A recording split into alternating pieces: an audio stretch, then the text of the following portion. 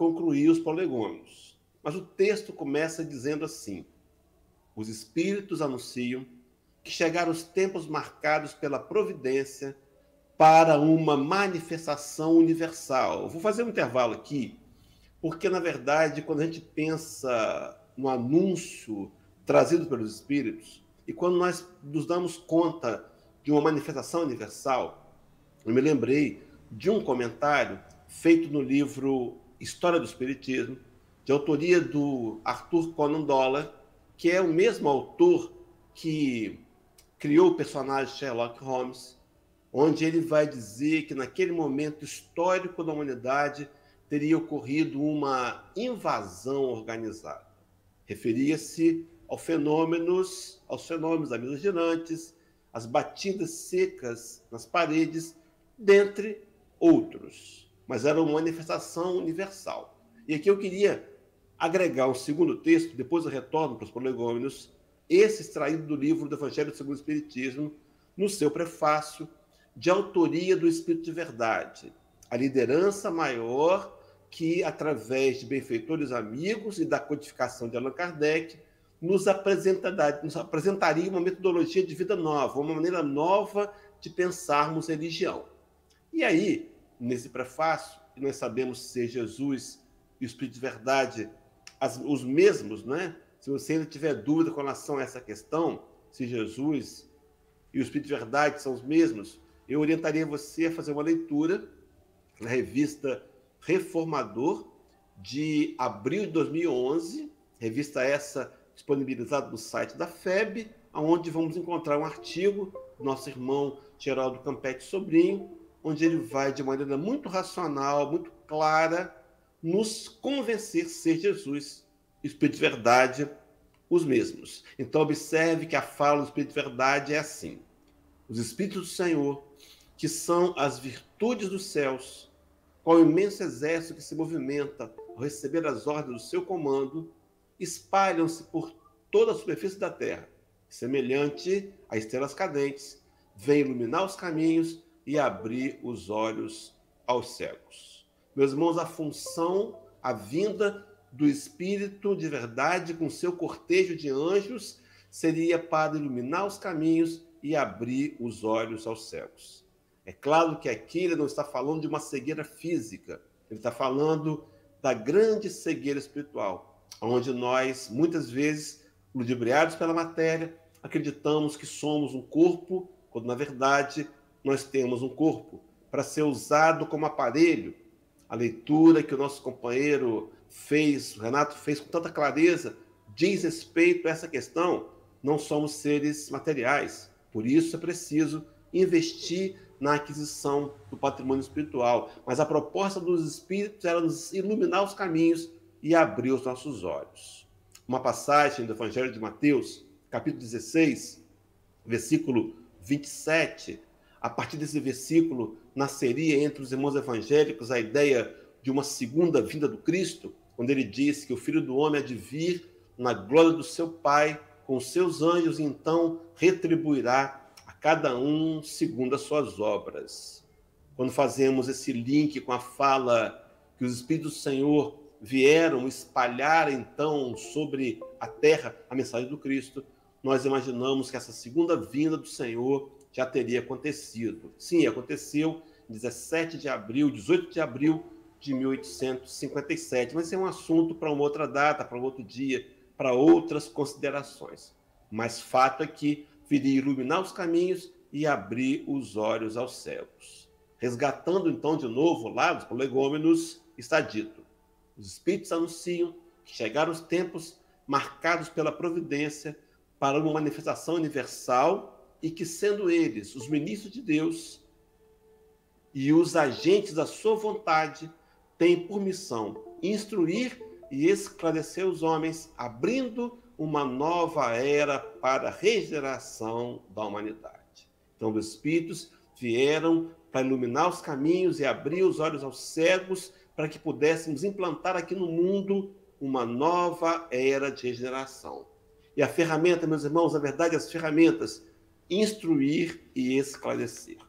Por isso, o Espírito de Verdade foi tão intenso quando lá no próprio Evangelho segundo o Espiritismo, capítulo 6, item 5, teria nos dito: espíritas, amai-vos, eis o primeiro ensinamento, reportando-se à fala de Jesus, aonde o mais importante atributo moral a ser conquistado será aprendermos a amar. Mas ele ainda atribui dizendo, completa dizendo: espíritas, instruí-vos, eis o segundo, necessidade de instruir. Meus irmãos, observe o detalhe.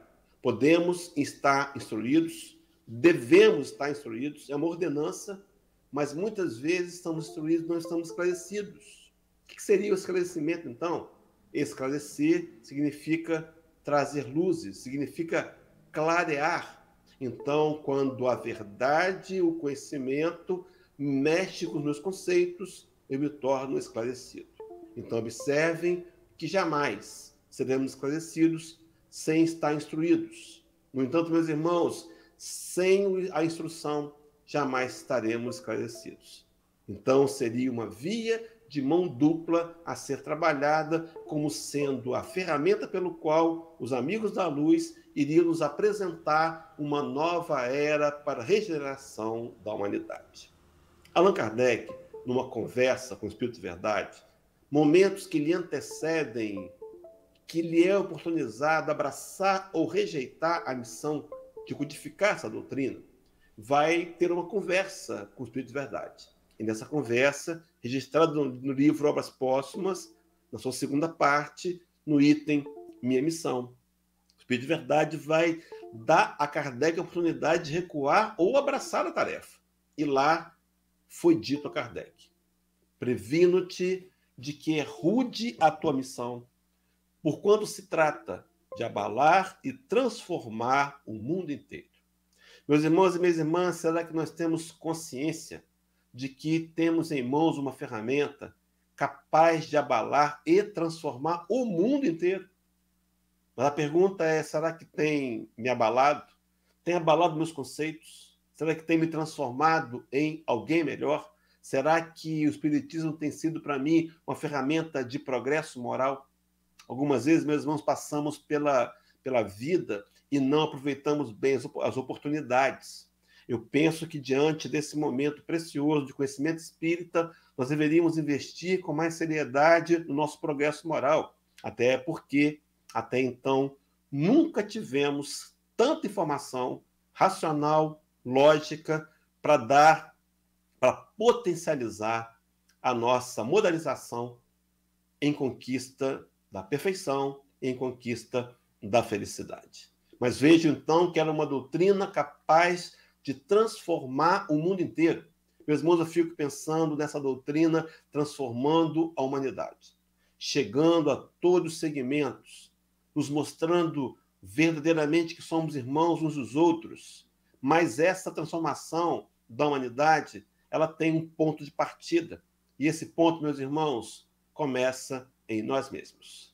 Não podemos querer transformar o mundo sem primeiro transformarmos a nós mesmos. Emmanuel, no livro Fonte Viva, na lição de número 17, que traz como título Cristo e Nós, teria afirmado que não se pode querer ter um mundo regenerado sem almas redimidas. A nossa grande contribuição para a implantação de um mundo novo, de paz, de amor, sem guerra, sem fome, sem miséria, será começar a permitir o trabalho dentro de nós mesmos. O que lá no passado não teria sido compreendido, mas o Rabi da Galileia teria citado como sendo, através de Lucas 17, 21, o reino de Deus está dentro de vós. O nosso grande trabalho a ser realizado é construir o reino de Deus dentro dos nossos corações. Mas naquele primeiro momento nós não compreendemos a Jesus. Meus irmãos, o Cristo veio ao planeta e Isaías, de muitas maneiras, em vários momentos, explica-nos isso, dizendo que ele sabia que seria morto. Ele compreendia que nós, naquele primeiro momento, ainda vivenciando a barbárie, a agressividade, ainda sendo cruéis, não o compreenderíamos. Mas mesmo assim, ele veio. Ele veio para nos apresentar o evangelho de redenção, o evangelho de amor, e nos veio para deixar um caminho, a fim de que nós pudéssemos, com as próprias pernas e com a nossa própria decisão, diante do livre-arbítrio, avançarmos na conquista do auto-melhoramento. Mas lá em Apocalipse 2, capítulo 4, capítulo 2, versículo 4 e 5, a parte inicial, vai nos dar conta de uma passagem onde João Evangelista, exilado na ilha de Patmos, escrevendo o último livro da Bíblia, ele vai parafrasear Jesus, falar como se fosse Jesus, por certo médium que era, dando passividade ao próprio Jesus. No entanto, apesar de ser João Evangelista, ele ainda permite-se ter alguns ruídos de comunicação. Mas o texto, na completa, diz assim: tenho, porém, contra ti que abandonaste o teu primeiro amor. Meus irmãos, o Cristo veio ao planeta, nós não o quisemos receber, nós o abandonamos. Abandonamos o nosso primeiro amor. No entanto, o ruído aqui é que João diz, na palavra de Jesus, tenho, porém, contra ti. O Senhor não tem nada contra nenhum de nós. Ele sabe da nossa fraqueza, ele sabe da nossa imperfeição, ele sabe do nosso momento evolutivo e ele não nos exige mais do que podemos fazer. No entanto, nos cobra a tentativa de, a cada dia, nos tornarmos um pouco melhor. No entanto, o complemento do texto que eu quero destacar aqui é quando ele diz assim: lembra-te, pois, de onde caíste, arrepende-te e volta à prática das primeiras obras. A tônica do Evangelho do Cristo é a tônica do arrependimento. Meus irmãos, todos nós, independente da história que vivenciamos até aqui, todos nós podemos começar de novo, todos nós podemos refazer histórias, todos nós podemos e devemos nos dar uma segunda chance, até porque arrependimento significa voltar atrás, ser flexível, começar de novo. No entanto, meus irmãos, o convite do Cristo é que a gente volte à prática das primeiras obras. Essa primeira obra, claro, a construção do reino de Deus dentro de nós mesmos. Talvez seja essa fala da palestra uma das mais importantes, porque nos relembra a nossa missão. Meus irmãos e minhas irmãs, queridos e queridas do CELT, não estamos encarnados aqui por acaso. Viemos esse mundo numa nova tentativa, agora alicerçado por um conhecimento mais abrangente, para tentarmos construir o reino de Deus ou prosseguir na construção da obra do Senhor dentro de nossos próprios corações. Há uma fala de Jesus, reportada por Humberto de Campos no livro Boa Nova, o capítulo número 3, que traz como título Primeiras Pregações. Lá nos conta Humberto de Campos que o Cristo estaria diante do Templo de Salomão, admirando aquela monumental obra, e eis que passa por ele um sacerdote chamado Anã, e na linguagem de Humberto de Campos, Anã é irônico. E vendo em Jesus, reconhecendo nele um galileu, um nazareno, lhe inquire dizendo: Galileu, o que fazes na cidade? E a resposta que Anã recebe é, no mínimo, curiosa, intrigante. Diz Jesus: passo por Jerusalém para implantar o reino de Deus no mundo. E Anã perguntou, mais irônico ainda, mas o que é o reino de Deus? E o Rabi lhe disse: o reino de Deus é a obra divina no coração do homem.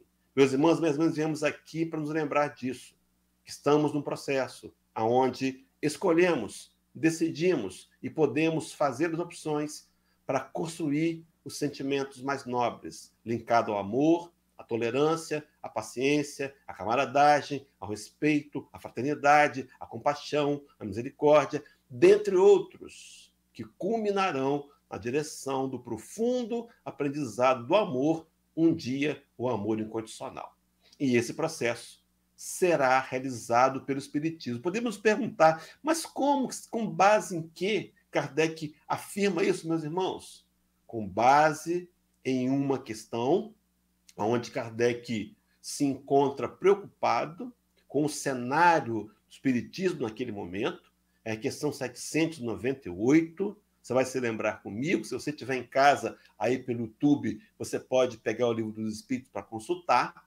Mas, na verdade, Allan Kardec viu um cenário em 1860, sim, porque a segunda edição do Livro dos Espíritos ela foi lançada em 17 de março de 1860, quase 3 anos após o lançamento da primeira, e ele viu um cenário um tanto quanto curioso. Os que haviam aderido ao espiritismo eram os intelectuais, eram os cultos, eram os ricos. E Kardec perguntou assim: o espiritismo ficará restrito a um grupo específico de pessoas? O que vai acontecer com o espiritismo no futuro? E Allan Kardec ouve os amigos da luz que um dia o espiritismo se tornaria uma crença popular, uma crença comum. Kardec, com base nisso, entende então que se um dia os princípios espíritas vão se tornar conhecidos por todos, seria por meio do espiritismo que nós nos uniríamos como irmãos e transformaríamos numa grande família, a família universal. Então podemos afirmar que a transformação da humanidade para uma nova era de regeneração acontecerá por meio do espiritismo. Na sequência de raciocínio, Allan Kardec aborda a questão 799, onde ele perguntaria assim aos amigos da espiritualidade: esses, meus irmãos, que vêm construindo o novo pensamento religioso, a atualização do pensamento religioso. E a pergunta é: de que maneira pode o espiritismo contribuir para o progresso? E aqui, meus irmãos, o progresso coletivo, aqui o progresso pessoal. E os amigos espirituais respondem a Kardec de maneira direta, dizendo assim: meus irmãos, observem bem, destruindo o materialismo, que é uma das chagas da sociedade, ele faz com que os homens compreendam onde se encontram os seus verdadeiros interesses. Meus irmãos e minhas irmãs, já tem algum tempo que eu não vejo o companheiro Renato, que eu não o abraço, e nós não nos falamos há um bom tempo, não combinamos nada. Foi a espiritualidade amiga que lhe despertou a ideia de ler essa página da Agenda Cristã, onde André Luiz nos alertaria para os perigos profundos do materialismo. Então, observem que à medida que nós compreendemos que somos seres imortais, fazendo um estágio no mundo físico, nós vamos eliminando o materialismo e, ao mesmo tempo, focando nos nossos verdadeiros interesses. Então, o interesse maior, mais profundo, mais perene, não é a conquista de um patrimônio. Não é um casamento, não é ter um certificado, um diploma. Todos esses itens fazem parte da caminhada, é bem verdade, mas o nosso interesse maior seria a aquisição do patrimônio espiritual, seria, na verdade, a conquista dos valores imortais. Esses imperecíveis, esses que o Rabi da Galileia teria citado no grande Sermão da Montanha, quando ele nos orientaria no capítulo 6, dizendo assim: não ajunteis para vós outros tesouros na terra, onde a traça e a ferrugem corroem, e onde os ladrões escavam e roubam, mas ajuntai para vós outros tesouros nos céus. Meus irmãos, que seriam os tesouros do céu, senão a aquisição do patrimônio espiritual, conquistar virtudes, aprender a ser cada dia um pouco melhor, validando a fala de Kardec, apresentada no Evangelho segundo o Espiritismo, capítulo 17, Sede Perfeitos, quando Allan Kardec trabalha a figura do verdadeiro homem de bem. E lá há uma característica citada por Kardec que deveria talvez ser adotada por cada um de nós como um princípio, como uma meta de vida. Kardec vai dizer assim: o verdadeiro homem de bem é aquele que estuda suas próprias imperfeições e trabalha incessantemente em combatê-las. Todos os esforços emprega para poder dizer no dia seguinte que algo traz em si de melhor do que na véspera.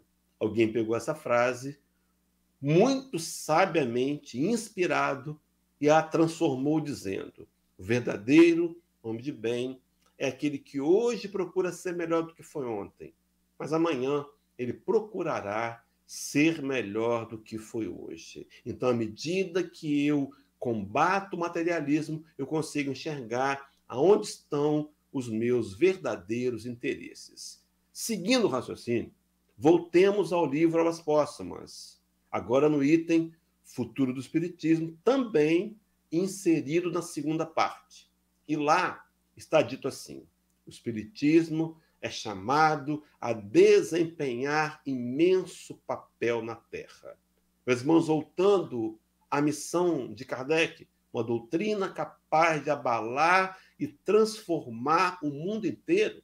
Então, o Espiritismo é chamado a desempenhar um papel imenso na Terra. Meus irmãos, eu fico me perguntando, e eu tive aqui a ousadia de alterar o texto de Kardec, para, ao invés do Espiritismo, colocar os espíritas são chamados a desempenharem imenso papel na Terra. Seremos nós, meus irmãos, os trabalhadores da vez, incluído nos da última hora, que temos a missão de dividir de graça aquilo que de graça nos foi concedido. Essa doutrina de luz que tem consolado nossos corações, tem nos feito passar pelas dores com mais equilíbrio, tem nos trazido paz. Não temos, meus irmãos, o direito de reter a informação e guardá-la tão somente para a gente. Precisamos, na verdade, dividi-la. Emmanuel tem uma lição, uma frase, na lição de número 40 do livro Estude Viva, que traz como título Socorro Oportuno, onde ele vai dizer que a maior caridade que podemos fazer pela doutrina espírita é a caridade da sua própria divulgação. Mas, enfim, voltando para o futuro do Espiritismo, o Espiritismo é chamado de desempenhar imenso papel na Terra, e é colocado qual é esse imenso papel? Diz assim: ele reformará a legislação ainda tão frequentemente contrária às leis de Deus. Meus irmãos, nós sabemos de que, com o avanço moral coletivo da humanidade, as leis humanas irão, aos poucos, se equalizando com as leis divinas. É claro que o processo ainda será longo, mas essa alteração na legislação, ela acompanhará os princípios espíritas de igualdade, de amor, de solidariedade, de liberdade e fraternidade. Mas ainda o Espiritismo retificará os erros da história. Vai adiante, ele restaurará a religião do Cristo, instituirá a verdadeira religião, a religião natural, a que parte do coração e vai diretamente a Deus. Aquela religião aonde o Rabi nos convidava a adentrar o nosso quarto, fechar a porta e lá o nosso Pai, que nos vê em secreto, nos ouvirá. Sem intermediários, sem altares, sem templos, nós podemos fechar os olhos onde quer que estejamos e fazer a conexão com o divino. É essa religião, a verdadeira religião. Mas ainda o Espiritismo tem como missão extinguir para sempre o ateísmo e o materialismo. Observe, então, que a prática espírita, o conhecimento espírita vivido, nos levará a extinguir para sempre o ateísmo. O ateísmo, a doutrina que prega a não existência de Deus. Kardec, antenado, perguntaria a espiritualidade na questão 4 de O Livro dos Espíritos: como é que podemos provar que Deus existe? E os benfeitores espirituais respondem-lhe dizendo: através de um axioma, uma verdade absoluta que vocês usam aí, não há efeito sem causa. Olhai à vossa volta, e tudo que não foi feito pela mão do homem foi feito pela mão de Deus. Fazemos, por certo, um satélite que multiplica os sinais, que permite uma transmissão de dados para a internet. Mas não podemos fazer a Lua, e nem sequer a maré, e nem as ondas do mar. Deus, um ser inteligente, suprema inteligência, criadora de tudo, fez. Mas o ateísmo será então extinguido, assim como também o materialismo. Essa que é, segundo a proposta espírita, uma das chagas da sociedade. Um dia nós compreenderemos perfeitamente o quanto somos espíritos de passagem pelo mundo físico. E essa informação será crucial para implantarmos aqui a nova era para a regeneração da humanidade. No livro A Gênese de Kardec, capítulo 18, item 17, o codificador vai apresentar um artigo e eu quero trabalhar após esse mais dois outros também do capítulo 18 do livro A Gênese de Kardec. E nesse item 17, Kardec começa dizendo dessa nova era, ele vai dizer assim: a fraternidade será a pedra angular da nova ordem social. Kardec tem plena convicção que haverá uma nova ordem social, meus irmãos, mais justa, mais amorosa, mais igualitária, aonde nós conseguiremos de uma vez por todas eliminar a miséria, eliminar a fome do planeta. Será uma nova ordem social e que a pedra angular dessa nova ordem será a fraternidade. Eu vou trabalhar o tema fraternidade daqui a pouco, o conceito, mas deixa eu primeiro falar de pedra angular. Essa pedra angular, também chamada de pedra fundamental, eram pedras, duas pedras colocadas no início de uma construção nova no passado. Então, essas pedras estariam alinhadas e aplumadas, e toda a construção seguiria esse alinhamento e esse plumo. Então, a fraternidade será essa pedra angular da nova ordem social. Daqui a pouco eu trago o conceito de fraternidade. Mas o texto de Kardec prossegue dizendo assim: quando todos os homens estiverem convencidos de que Deus é o mesmo para todos, de que esse Deus soberanamente justo e bom, nada de injusto pode querer, que não dele, porém dos homens, vem o mal, todos se considerarão filhos do mesmo Pai e se estenderão as mãos uns aos outros. Percebamos, queridos, que para que eu possa, então, aqui numa dedução lógica, estender as mãos uns aos outros, eu preciso primeiro me considerar filho do mesmo Pai, sentir e perceber que somos irmãos. Quando eu trabalhava construindo esse material, que agora apresento para os companheiros, me lembrei de uma frase da internet, e está aí uma imagem de um grupo de mãos dadas, e a frase dizia: quando todos os homens derem-se as mãos, não haverão mais aqueles que possam empunhar as armas. Emmanuel, na lição 40 do livro Pão Nosso, afirmará de que o mundo do futuro será um mundo desarmado. Ele vai dizer que os canhões serão transformados em arados. Ao invés da arma, da agressão, do pânico, da ofensa, nós aprenderemos a nos dar as mãos e ajudarmos uns aos outros. Me lembrei de uma frase utilizada por um grupo anônimo, um grupo de ajuda para pessoas que têm problemas com parentes adictos de droga e de álcool, chamado Amor Exigente. E nesse grupo, no final da reunião, e também no início, eles fazem uma oração chamada Oração da Serenidade. Mas antes da prece, eles declamam essa frase: eu seguro a minha mão na sua e uno meu coração ao seu, para que juntos possamos fazer aquilo que sozinhos não conseguimos. Meus irmãos e minhas irmãs, que essa frase a ser dita nos marque nessa noite. Não somos seres independentes. Todos nós precisamos de todos o tempo todo. O orgulho nos mascara essa verdade e algumas vezes nos achamos como que independentes, como se autossuficientes, quando na verdade, repetindo, todos nós precisamos de todos o tempo todo. Mas o texto de Kardec, o primeiro, da Gênese 18, item 17, completa assim: essa fé que o Espiritismo faculta e que doravante será o eixo em torno do qual girará o gênero humano, quaisquer que sejam os cultos e as crenças particulares. Poderíamos, então, nos perguntar, assim como fez Leon Denis. Leon Denis, num pequeno livro chamado Síntese doutrinária prática do Espiritismo. Um livro que Denis faz perguntas a ele próprio, e claro que ele próprio responde.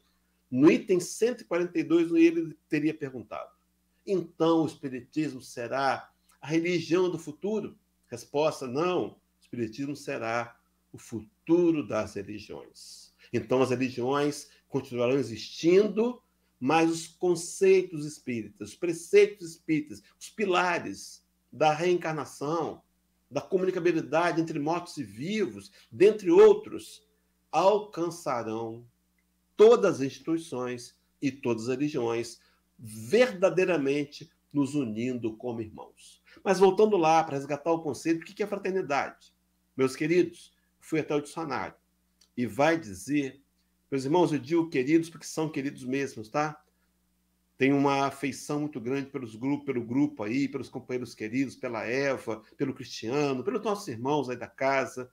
Estou com muitas saudades, a gente em breve vai nos encontrar, com certeza. Mas voltando para o nosso tema, o que é fraternidade? Fraternidade é a atitude de ser fraterno. Fraternidade é a ação de se reconhecer e, veja, meus irmãos, de se sentir como irmãos.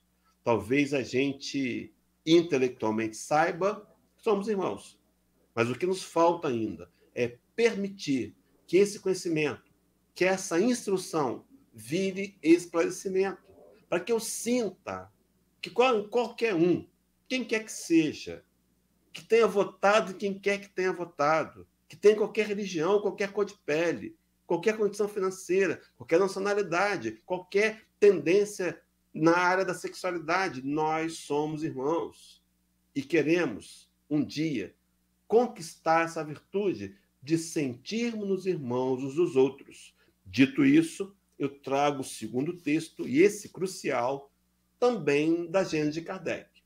Também item 18, são chegados tempos, e o capítulo e o item 27, onde está dito, apresentado por Kardec, quais seriam as características daquela nova geração, essa que vai habitar o mundo regenerado, daqueles que vão implantar a nova era, meus irmãos.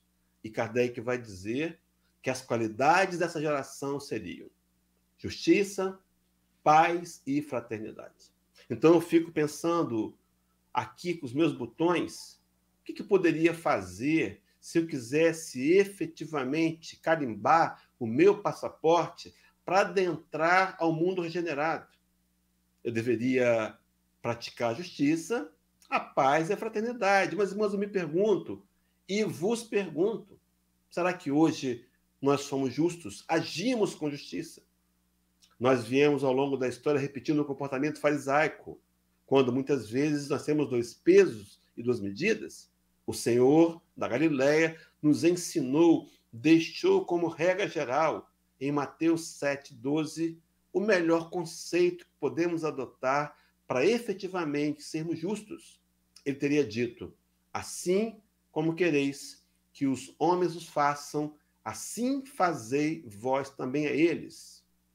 E resume dizendo, porque esta é a lei e os profetas. Então, se eu não gosto de ser censurado, criticado, ter um defeito exaltado, uma dificuldade exposta, não deveria eu fazer o mesmo que não quero para mim, para com o outro. Mas o segundo ponto é ser pacífico. Meus irmãos, será que hoje eu fui pacífico? Rabi da Galileia, na abertura do Sermão do Monte, ele teria dito que a felicidade está linkada a ser pacífico. Sim, ele disse lá, bem-aventurados, felizes os pacificadores, porque serão chamados filhos de Deus. Meus irmãos, na medida que eu me tornar paz, eu encontrarei a felicidade. Será que hoje fui pacífico? Será que se eu olhar as minhas redes sociais, elas externam a paz, promovem a paz ou ainda, tendendo ao velho homem, fomentam o ódio e a ofensa? E por fim, meus irmãos, a qualidade, a característica de ser fraterno, de realmente sentirmos nos irmãos uns dos outros. Me lembrei aqui do livro Paulo Estevão, naquele episódio onde Saulo, perseguidor dos cristãos, vai até a casa do caminho e a sua intenção é prender a Estevão e matá-lo apedrejado, não faria naquele momento, conseguiria depois, mas fato é que, para sorte de Saulo, ou para azar, quem está na tribuna é Estevão. E Estevão fazia a pregação daquele dia, e quando vê a Saulo, movido pelo Espírito de Deus, ele diz: Saulo, Saulo, um dia tu saberás que para Deus Israel é toda a humanidade. Meus irmãos, um dia nós compreenderemos que todos nós somos irmãos e desenvolveremos no nosso coração o sentimento da fraternidade, avançando então na direção da conquista de poder participar pelo Espiritismo de uma nova era de regeneração para a humanidade. Nova era essa, Espiritismo esse, que emana em vários momentos sua literatura, em especial no livro Consolador, vai chamar de Evangelho Redivivo. Queridos irmãos, a proposta espírita é reviver o Evangelho, é trazer de novo a essência do ensino de Jesus. E o ensino maior e desafiador do Senhor está em Mateus, está em João capítulo 13, versículo 35, onde o Rabi teria nos dito que os seus discípulos, os seus seguidores, deveriam ser conhecidos por muito amar. Em João 15, versículo 12, ele vai trazer o resumo desse evangelho, quando ele diz assim: o meu mandamento é este, que vos ameis uns aos outros, assim como eu vos amei. Meus irmãos, será que temos tentado amar nos moldes do amor de Jesus? É claro que somos distantes, muito distantes dessa conquista, mas temos tentado. Será que eu tenho no meu dia a dia me perguntado com sinceridade, antes de exarar a palavra, antes de tomar uma atitude, antes de pensar, perguntar a Jesus: Senhor, o que tu farias nesse momento? O que tu farias se tivesse no meu lugar? Por certo, se criarmos esse hábito, iremos acertar muito mais e errar inevitavelmente muito menos. No entanto, meus irmãos, eu fiz um link entre duas passagens de dois autores. Primeiro, Paulo, já citado aqui, agora convertido, escrevendo a carta aos Romanos, capítulo 12, versículo 10, e linkando essa fala de Paulo com a primeira carta de Pedro, capítulo 4, versículo 8. Em Romanos, Paulo vai dizer assim: à igreja, aos cristãos, dizendo: amai-vos cordialmente uns aos outros com amor fraternal, preferindo-vos em honra uns aos outros. Meus irmãos e minhas irmãs, será que eu tenho respeitado os meus irmãos de jornada? Será que eu tenho respeitado aqueles outros tantos que militam comigo no dia a dia? Será que eu tenho sido cordial para com eles? Tenho agido com respeito, com consideração? Eu tenho tido cuidado nas minhas maneiras de expressar? Será que eu tenho preferido os irmãos em honra? Atrelo aqui a fala de Pedro. Capítulo 4, primeira carta, versículo 8. Acima de tudo, porém, tendes ardente amor uns pelos outros, porque o amor cobre a multidão dos pecados. Meus irmãos, será que nós temos tido um ardente amor? Deixa eu dar um exemplo aqui. Suponhamos que vamos para a cozinha para fazermos vários pratos ao mesmo tempo. A casa está cheia e nessa correria do trabalho, a gente acaba colocando uma panela que está diante de nós, uma panela um tanto quanto mais quente, e distraidamente nós iríamos tocar naquela panela. Nós iríamos, quem sabe, até queimar a nossa mão. Mas aquela quentura nos faz perceber, aquela quentura nos mostra que é preciso tomarmos o cuidado. Meu irmão, o que é o amor ardente? Esse amor perceptível, esse amor que as pessoas conseguem sentir, conseguem percebê-la. É esse o amor de Jesus. Perdão, meus irmãos, apertei o botão errado aqui. Mas é nessa toada de amar para que o amor seja perceptível. É claro, através de palavras, declarações, mas acima de tudo por meio da atitude. E interessante aqui, Pedro vai linkar com a ideia de que esse amor que eu sinto, perceptível nas minhas ações, ele cobre multidão de pecados. A grande meta da nossa vida é aprender a amar. À medida que nós aprendermos a amar, teremos corrigido os erros do passado e teremos como que de um modo instantâneo resolvido nossos débitos com a lei de causa e efeito. Mas seguindo, meus irmãos, então, o Evangelho redivivo, o Espiritismo será a renovação da humanidade. Essa renovação que, no mesmo capítulo 18, agora item 25, Kardec vai, extremamente centrado, equilibrado, colocar assim. Meus irmãos, acompanhem comigo na tela a leitura pausada. O Espiritismo não cria renovação social. Não cria. A madureza da humanidade é que fará dessa renovação uma necessidade.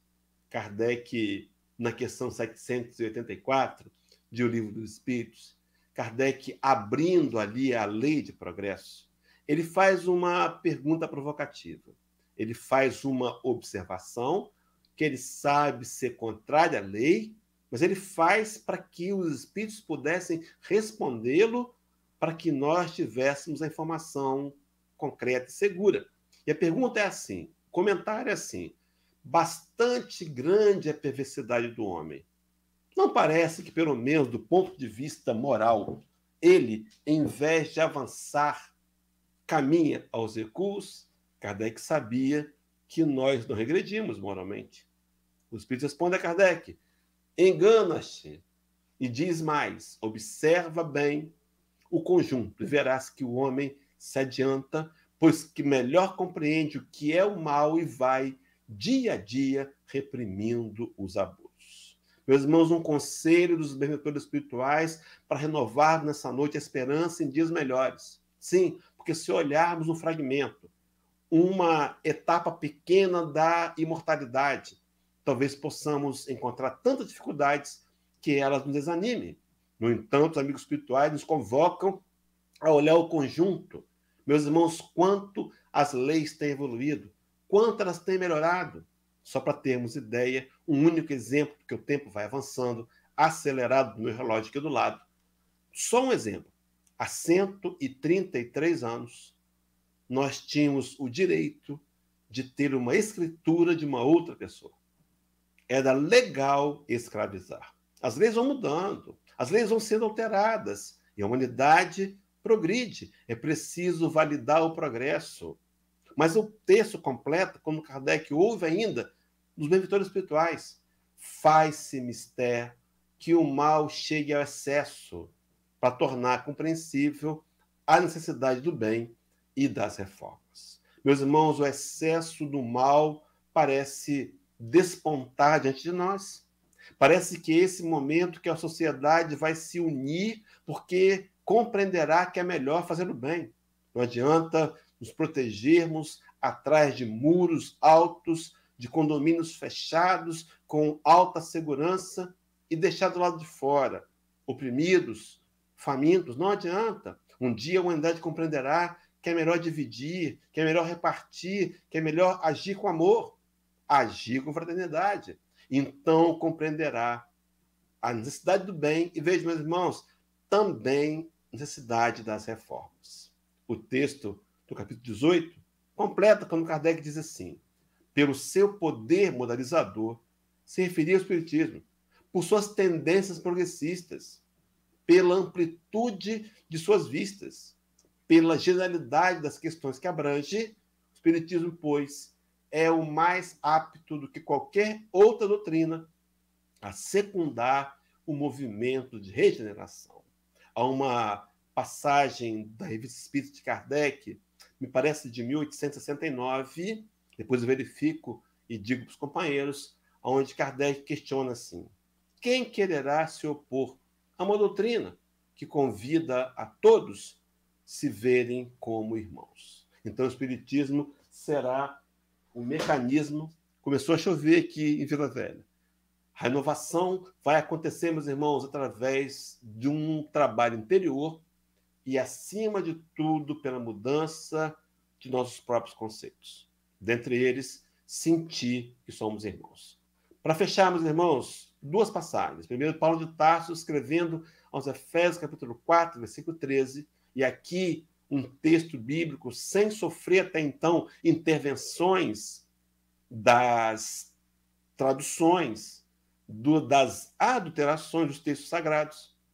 Diz assim, Paulo de Tarso, anos 60, acho que sim, até que todos cheguemos à unidade da fé e ao conhecimento do Filho de Deus, a varão perfeito, à medida da estatura completa de Cristo.